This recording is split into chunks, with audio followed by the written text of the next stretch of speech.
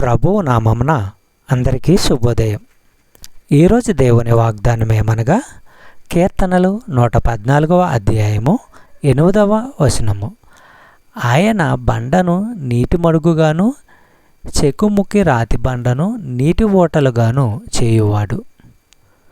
తన ప్రజల పట్ల దేవునికి ఉన్న ప్రేమభరితమైన శ్రద్ధకు ఒక ఉదాహరణ.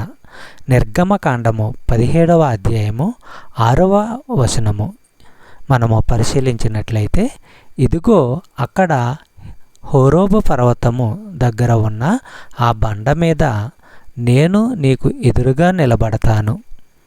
నీవు ఆ బండను కొట్టాలి, అప్పుడు ప్రజలు త్రాగడానికి దానిలో నుంచి నీళ్లు పారుతాయి.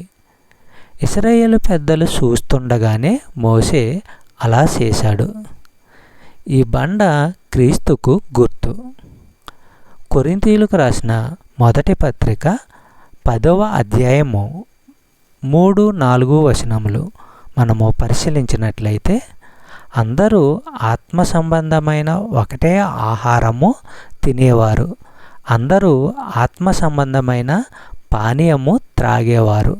ఎలాగంటే తమ వెంట వస్తూ ఉన్న ఆత్మ సంబంధమైన బండలో నుంచి వచ్చిన నీళ్లు త్రాగేవారు.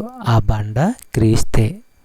సహోదరి సహోదరులారా, మన్నాను నీటిని దేవుని ఆత్మరీతిగా వారికిచ్చాడు. నీరు పెళ్ళుబిగిన బండ జీవజలాన్ని ఇచ్చే క్రీస్తుకు సూచనగా సాదృశ్యంగా ఉంది చెప్పబడిన వాగ్దానము. దేవుడు దీవించి ఆశీర్వదించును గాక. ఆమేన్.